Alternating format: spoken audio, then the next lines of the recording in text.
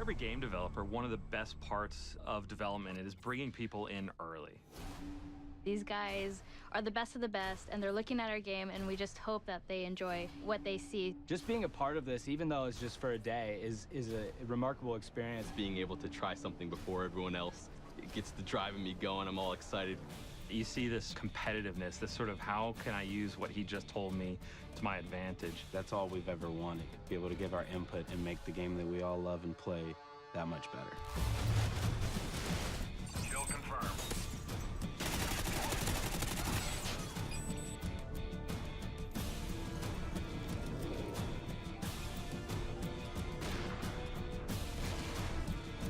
Crank really developed from the idea of playing again with the TDM rules. We've added this idea that once you get a kill, you become cranked. You start speeding up, you're running all crazy. And then you have 30 seconds to kill another enemy, and if you don't, you explode.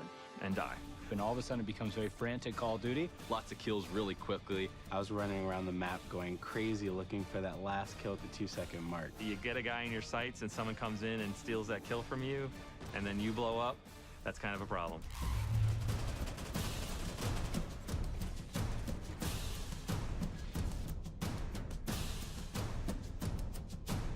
With Search and Rescue, we realized we wanted to build upon Search and Destroy. It's a search and destroy type of game, except when you die, you drop a tag. Your teammates can go pick up your dog tags and revive you. But if the enemy gets it, you're out. It requires a lot more teamwork, a lot of communication when you're playing. You're playing chess, not checkers, when you play Search and Rescue. Creates a whole different dynamic in Search.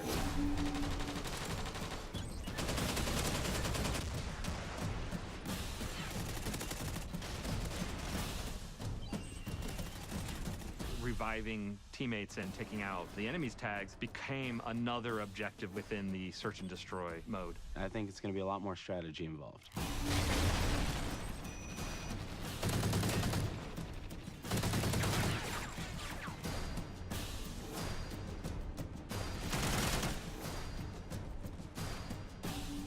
Now we have the contextual lean. Where you get up to a corner and lean left or right, I think is great, and it's something that needed to be introduced into Call of Duty, and I love the way that it was introduced. Knee slide's badass. To be able to slide and then get into a position and be ready to roll in that position is a unique thing in Call of Duty. Basically, when you're sprinting, you do like a cool slide animation. I was sliding all over the place with that thing. And also the mantling ability. Basically, when you're climbing up on stuff, you like carry your momentum with you. I loved that. It just promotes faster gameplay, more swift movement.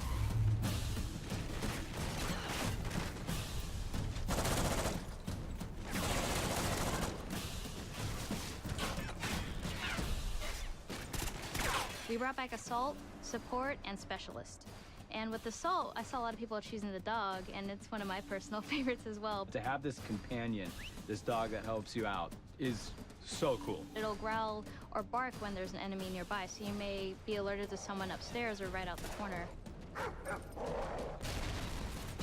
We haven't really seen that in Call of Duty before, to have real AI things that escort you around the map. That really appealed to me.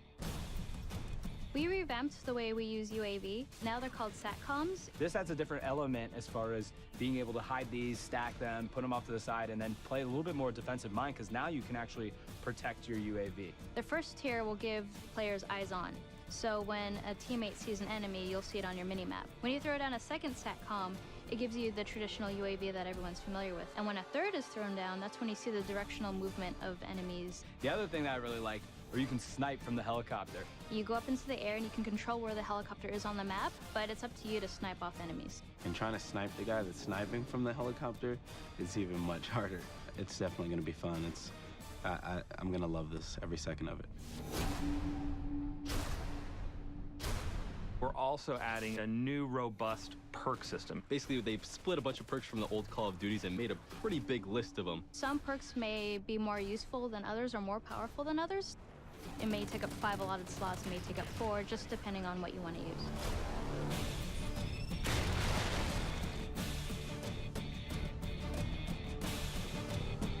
Usually when you're playing online, you have your headsets and you're calling out where enemies are, but sometimes when you're here in the moment, you forget to. With Battle Chatter, it picks up on where the enemies are and it'll notify you. And there's a couple times where I turned around because there was a guy screaming and I was trying to figure out what he's talking about. And he's right, like there's someone on my 6, there's someone behind me. It gives you a better sense of where enemies are, even if you're kind of shy and you want to stay quiet throughout the game. Got hostiles near the wrecked ship!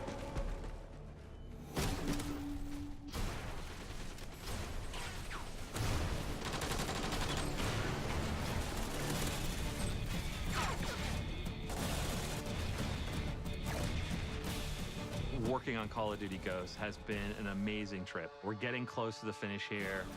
Everyone's really excited. We were a launch title for the 360, and now to be a launch title for the Xbox One, it's a really, it's kind of a fun, monumental occasion for us.